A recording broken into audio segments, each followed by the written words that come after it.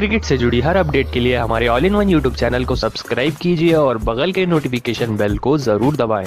दोस्तों अगर आप भी संजू सैमसन और श्रेयस अय्यर को बेहतरीन बल्लेबाज मानते हैं तो इस वीडियो को दिल से लाइक एक बार जरूर करते हुए जाएं। दोस्तों ऐसे में पूरन और होप के बीच में पार्टनरशिप बड़ी हो रही थी, तभी शार्दुल ठाकुर की यादगार गेंद को पढ़ने ही पाए निकोलस पूरन और इस तरीके से क्लीन बोल्ड होकर रह गए। दोस्तों इस तरीके से निकोलस पूरन बोल्ड होकर रह गए। दोस्तों तूफानी अर्धशतक की पारी खेल 74 रनों की तूफानी पारी खेल का शार्दुल ठाकुर के हाथों कप्तान पूरन आउट हुए, लेकिन उनके बाद भी शाही होप की तूफानी बल्लेबाजी बरकरार रही और आखिरकार अपने शतक तक पहुंच ही गए। जी हां दोस्तों, इस वनडे श्रृंखला का पहला शतक लगाया वेस्ट इंडीज के पहले सलामी बल्लेबाज शाही होप ने और इतिहास रच दिया है मैदान पर।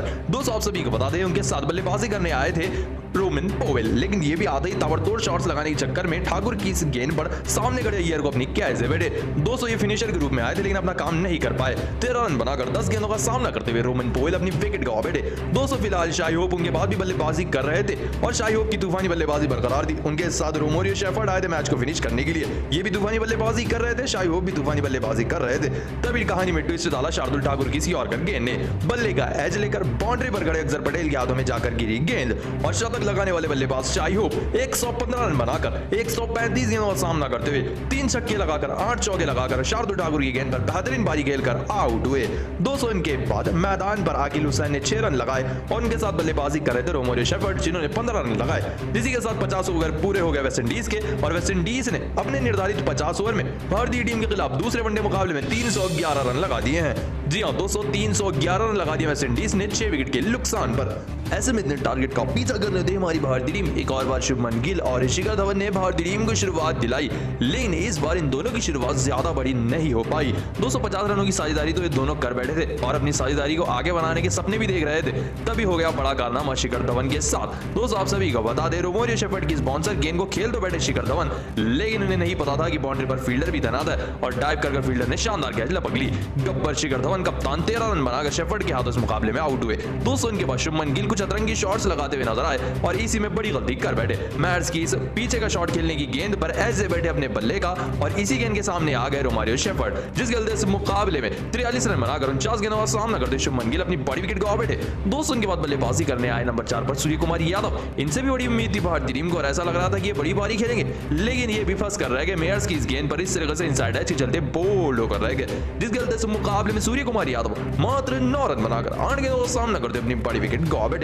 203 विकेट गिर गए। उसके बाद सूर्य कुमार यादव के बाद संजू सैमसन आए और उनका साथ देने आए श्रेयस अय्यर। ऐसे में श्रेयस अय्यर और संजू सैमसन के बीच में बेहतरीन साझेदारी हो गई, जिसके चलते दोनों ने अर्धशतक से भी ज्यादा की साझेदारी निभा दी थी। दोस्तों आप सभी को बता दें इस साझेदारी को और भी बड़ा किया श्रेयस अय्यर ने अपने तूफानी अर्धशतक से। जी हां दोस्तों, एक और बार तूफानी अर्धशतक लगाया हमारे वाइस कप्तान भारतीय टीम के श्रेयस अय्यर ने। दोस्तों आप सभी को बता दें श्रेयस अय्यर ने 57 गेंदों पर अपना अर्धशतक पूरा किया, लेकिन इस पारी को वो और ज्यादा बड़ी पारी में नहीं बदल पाए।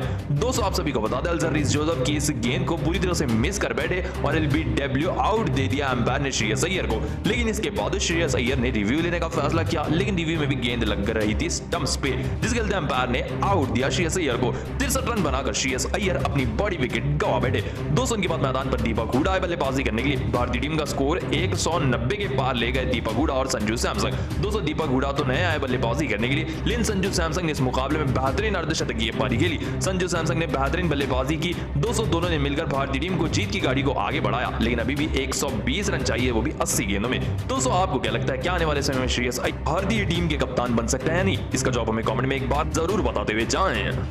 दोस्तों भारत और वेस्ट इंडीज का पहला वनडे मुकाबला काफी ज्यादा रोमांचक रहा। दोस्तों आखिरी ओवर में मोहम्मद सिराज ने वेस्ट इंडीज को पानी पिलाकर रख दिया अपनी गेंदबाजी से, लेकिन इस मुकाबले में शिखर धवन हैरान हो चुके थे आखिरी ओवर की दूसरी गेंद पर। दोस्तों आप सभी को बता दें ये मुकाबला सिर्फ एक गेंद पर आकर ठहर गया था, लेकिन उससे पहले जो सिराज ने गेंद डाली थी वो सबसे नायाब थी, क्योंकि 2 गेंदों पर 8 रनों की दरकार थी जीत के लिए। सिराज जैसे ही अगली गेंद फेंकने आए तो सिराज के हाथों से गेंद फिसल गई और गेंद गई वाइड की ओर। वाइड जाते जाते जा रही थी बाउंड्री की तरफ गेंद, तभी संजू सैमसन आया सुपरमैन बनकर और इस तरीके से जाते हुए चौके को रुका दिया। 202 गेंदों पर 8 रनों की दरकार थी। अगर ये चौका चले जाता तो वाइड के 4 रन, 1 रन वाइड का मिल जाता और 5 रन मिल जाते, लेकिन संजू सैमसन ने सिर्फ वाइड पर इस गेंद को रोक लिया, जिसके चलते संजू सैमसन ने भारतीय टीम के लिए 5 रन बचाए। दोस्तों इसी चीज के लिए मोहम्मद सिराज ने तालियां बजाई संजू सैमसन के लिए, क्योंकि ये एक गेंद महत्वपूर्ण थी, जिसके चलते आखिरी गेंद पर सिर्फ 1 रन आया और वेस्ट इंडीज ये मैच 3 रनों से हार गई। अगर गलती से भी ये वाइड गेंद अगर चौके पर चले जाती तो अतिरिक्त 5 रन मिलते और आखिरी गेंद पर सिर्फ 2 रन रह जाते जीत के लिए। इस हिसाब से भारतीय टीम को जीत मिली। दोस्तों आप सभी को बता दें, रोमेरियो शेफर्ड ने अपनी पूरी कोशिश की वेस्टइंडीज को जिताने की, लेकिन वो नाकामयाब हुए। संजू सैमसन ने बल्ले से तो नहीं, लेकिन अपनी विकेट कीपिंग से भारतीय टीम को लाजवाब जीत दिलाई। जितना हिस्सा कामयाबी का सिराज को मिलना चाहिए, उतना हिस्सा संजू सैमसन को भी। दोस्तों आपको क्या लगता है, क्या सिराज एक बेहतरीन गेंदबाज बन सकता है या नहीं? इसका जवाब हमें कमेंट में एक बार जरूर बता दें। दोस्तों समाप्त हो चुका है भारत बनाम वेस्टइंडीज का पहला ओडीआई मुकाबला। दोस्तों इस ओडीआई मुकाबले में अंतिम ओवर बेहतरीन रहा, जहां वेस्टइंडीज भारतीय टीम के 308 रन के लक्ष्य का पीछा कर रही थी और वेस्टइंडीज इतनी आगे निकल चुकी थी कि आखिरी ओवर तक ये मुकाबला आ चुका था। तो आइए आप सभी को बताते हैं आखिरी ओवर का पूरा रोमांच। दोस्तों आखिरी 6 गेंदों पर वेस्टइंडीज को जीतने के लिए 15 रन चाहिए थे और स्ट्राइक पर थे ऑलराउंडर रोमेरियो शेफर्ड, जो कि तूफानी बल्लेबाजी कर रहे थे। तो वहीं उनके सामने भारतीय टीम ने आखिरी ओवर का जिम्मा दिया मोहम्मद सिराज को। आइए पहली गेंद के ऊपर बढ़ते हैं। तो अकील हुसैन स्ट्राइक पर थे। यॉर्कर इस गेंद को पढ़ नहीं पाए मोहम्मद सिराज की और पहला गेंद आउट आ गया। अब उसकी अगली गेंद जैसे ही सिंगल लेकर दौड़ने लगे अकील हुसैन, तो ये रन हो गया, जिसके चलते 2 गेंदों पर सिर्फ 1 रन आए। दोस्तों उसकी अगली गेंद पर इस तरीके से यॉर्कर रखा सिराज ने, रोमेरियो शेफर्ड ने एज लेते हुए चौके पर पहुंचा दिया इस गेंद को और इस गेंद पर आ गया चौका और अब मुकाबले में रोमांच आ चुका था। दोस्तों आप सभी को बता दें, अब जीत के लिए 4 गेंदों पर 14 रनों की दरकार थी। अगली ही गेंद इस तरीके से सामने की तरफ खेली शेफर्ड ने और इस गेंद पर दौड़कर 2 रन ले लिए। दोस्तों अब 3 गेंदों पर 10 रनों की दरकार थी।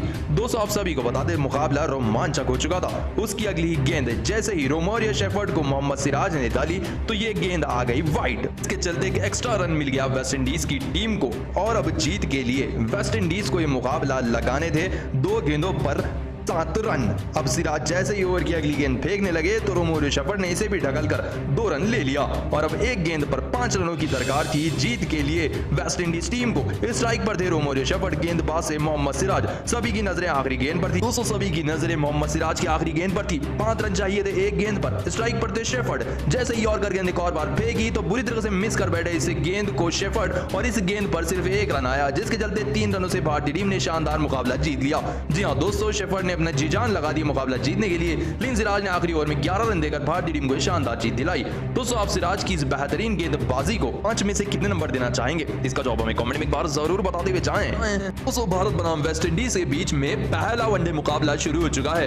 दोस्तों आप सभी को बता दें, इस मुकाबले में वेस्टइंडीज ने टॉस जीता, जिसके चलते पहले बल्लेबाजी करने उतरी भारतीय टीम। दोस्तों आइए शुरुआत की बात कर लेते हैं। शुभमन गिल और शिखर धवन ने भारतीय टीम को बेहतरीन शुरुआत दिलाई, जहां लेफ्टी और राइटी का कॉम्बिनेशन दोनों ही टीमों के लिए बेहतरीन रहा। दोस्तों इसी शॉट के साथ शुभमन गिल ने तूफानी बल्लेबाजी करते हुए धवन से पहला अपना अर्धशतक लगाया, लेकिन ये अर्धशतक कुछ शतक में नहीं बदल पाए। 64 रन पर खेल रहे थे गिल, तभी टच कर इस रन लेने की चक्कर में आगे बढ़कर रन आउट हो गए शुभमन गिल। इस तरीके से पूरा ने डायरेक्ट हिट मार दी शुभमन गिल को, जिस गलती शुभमन गिल सेट होकर 64 रन बनाकर 53 गेंदों का सामना करते हुए आउट हुए।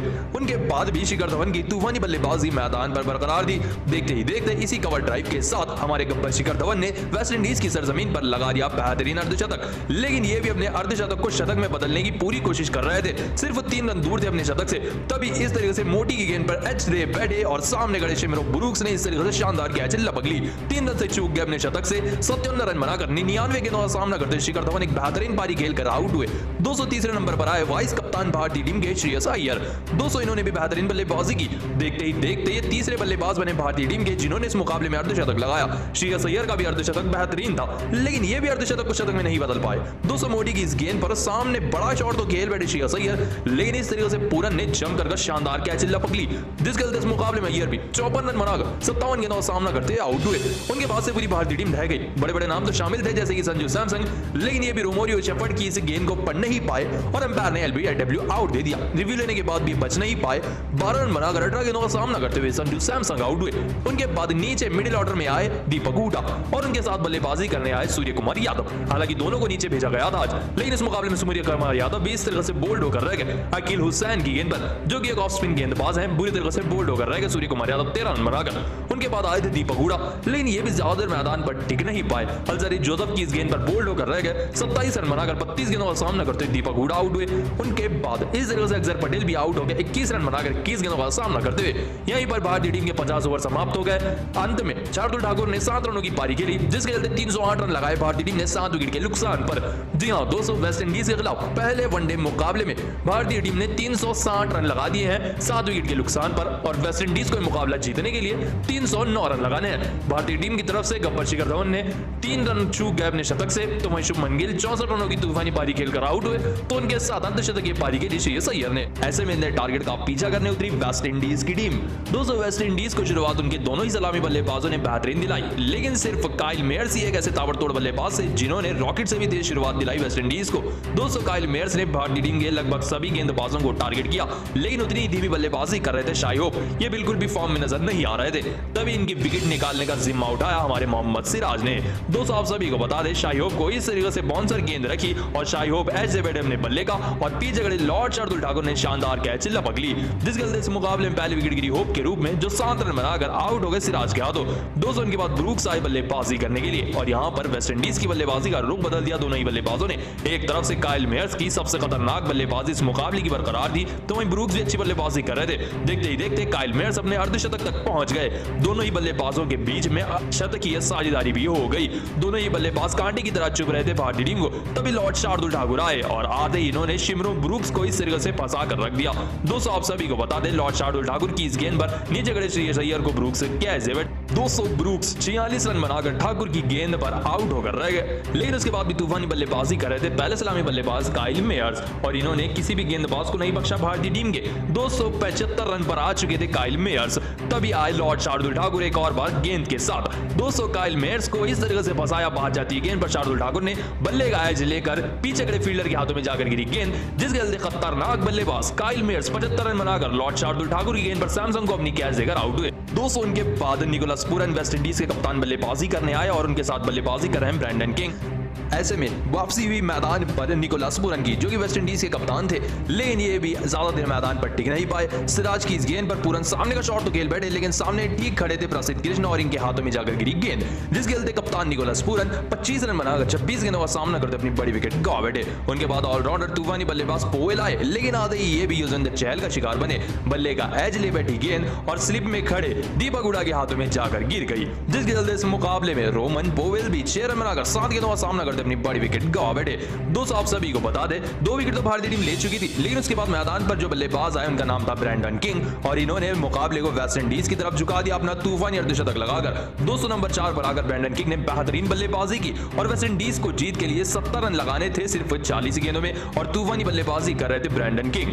दोस्तों ऐसा लग रहा था कि ब्रैंडन किंग मैदान पर सेट हो चुके हैं और अपना तूफानी अर्धशतक लगाकर तो और भी खतरनाक हो चुके थे। तभी शिखर धवन ने दाव खेला कि उन्होंने युजवेंद्र चहल को गेंदबाजी दी ब्रैंडन किंग के सामने और हो गया बड़ा कारनामा। 200 युजवेंद्र चहल की इस गेंद पर बड़ा शॉट तो खेल बैठे ब्रैंडन किंग, लेकिन बाउंड्री पर तैनात श्रेयस अय्यर ने शानदार कैच लपक ली। सेट बल्लेबाज 54 रन बनाकर 67 गेंदों का सामना करते ब्रैंडन किंग आउट हुए। दोस्तों यहां पर भारतीय टीम मुकाबला थोड़ा सा जीत चुकी थी, लेकिन कहानी में ट्विस्ट लाया रोमोरियो शेफर्ड ने। दोस्तों इन्होंने अंत तक लड़ाई की वेस्ट इंडीज के खिलाफ। 200 वेस्ट इंडीज के साथ इन्होंने अंत तक साथ दिया, लेकिन सिराज के आखिरी 6 गेंदों पर 15 रनों की दरकार थी वेस्ट इंडीज को। रोमोरियो